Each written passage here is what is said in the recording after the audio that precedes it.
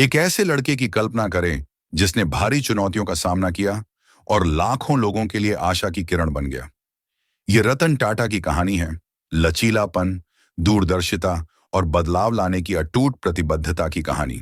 Story pulse में आपका स्वागत है, जहां हम खोज करते हैं असाधारण जीवन जो हमारी दुनिया को आकार देते हैं। 28 दिसंबर 1937 को नागपुर में जन्मे रतन टाटा को शुरुआत में प्रतिकूल परिस्थितियों का सामना करना पड़ा। अपने पिता को खोने के बाद उन्होंने ताकत और दृढ़ता के महत्व को सीखा। अपनी विशेषाधिकार प्राप्त पृष्ठभूमि के बावजूद उनकी यात्रा कठिनाइयों से भरी थी। एक ऐसे माहौल में बड़े हुए गहरी व्यावसायिक जड़ों वाले परिवार में रतन को उम्मीदों का बोझ तो महसूस हुआ ही, साथ ही संभावना का वादा भी महसूस हुआ।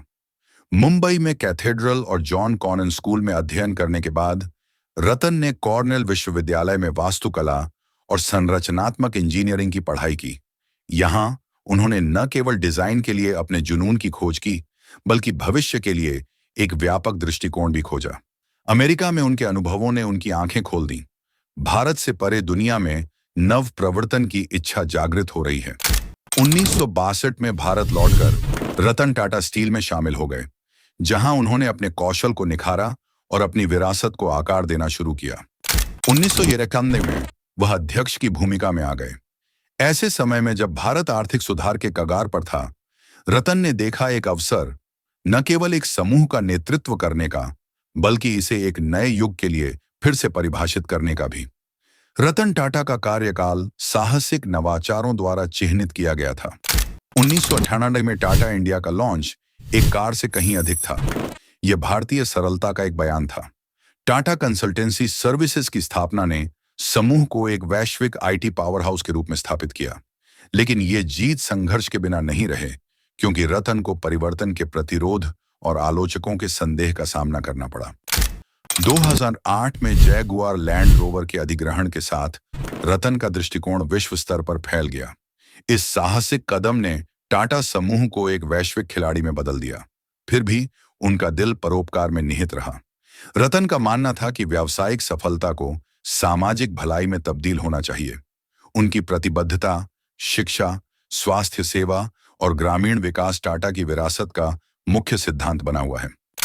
2012 में सेवानिवृत्त होने के बाद रतन टाटा पृष्ठभूमि में नहीं गए। इसके बजाय वह नव प्रवर्तन और नैतिक नेतृत्व की वकालत करने वाले उभरते उद्यमियों के लिए एक सलाहकार बन गए। स्टार्टअप पारिस्थितिकी तंत्र में उनकी उपस्थिति अगली पीढ़ी के पोषण में उनके विश्वास का प्रमाण है नेताओं का। जैसा कि हम 2024 की ओर देख रहे हैं, रतन टाटा का प्रभाव प्रेरित कर रहा है। उनकी विरासत केवल कॉरपोरेट विजय की नहीं है, बल्कि समाज के उत्थान के लिए प्रतिबद्धता की है। वह हमें याद दिलाते हैं कि सच्ची सफलता इस बात में निहित है कि हम दूसरों के जीवन को कैसे प्रभावित करते हैं। रतन टाटा की यात्रा एक शक्तिशाली अनुस्मारक है कि चुनौतियों को अवसरों में बदला जा सकता है और एक व्यक्ति इतिहास के पाठ्यक्रम को बदल सकता है। यहाँ स्टोरी पल्स पर रतन टाटा के जीवन की इस प्रेरक यात्रा में हमारे साथ शामिल होने के लिए धन्यवाद।